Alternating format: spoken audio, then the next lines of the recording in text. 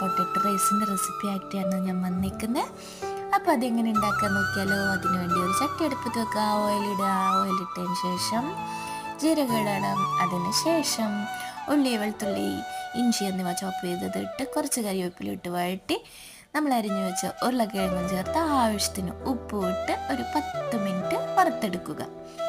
അതിനുശേഷം പൊടികൾ ചേർക്കണം. മഞ്ഞൾപ്പൊടി, Kashmiri chilli powder, pepper powder, garam masala എന്നിവ ഇട്ട് 5 മിനിറ്റ് മൊരിയിച്ചെടുക്കണം.